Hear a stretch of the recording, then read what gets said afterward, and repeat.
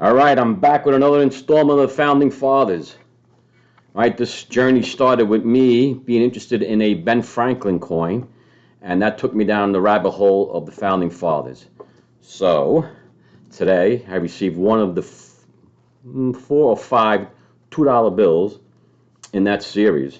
And you ready for this one? This is pretty cool. All right. It's the 250th anniversary of Paul Revere's Midnight Run. All right. One if by land, two if by sea. There's the old North Church Tower.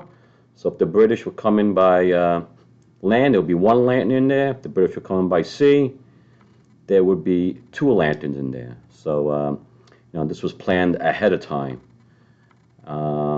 Paul Revere was also a member of the Sons of Liberty, who did the Boston Tea Party. Right? Love American history, especially Revolutionary time. Although I'm a big Yankee fan, Ranger fan, Knick fan, and I dislike the Boston teams, I love the Boston history. So, it's a trade-off. But let me see if I can get you some history on this Paul Revere Midnight Run. I know there were two people. I forget the other guy's name. I could probably look it up right now, but let's just go with Paul Revere right now.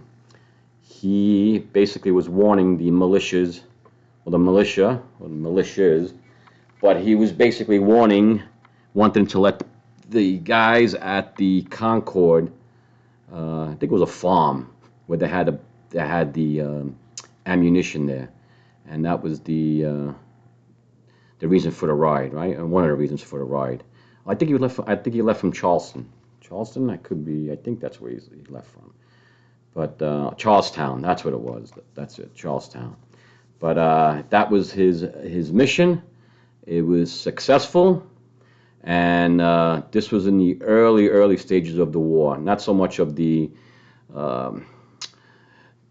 Americans protesting or their dislike for the British, but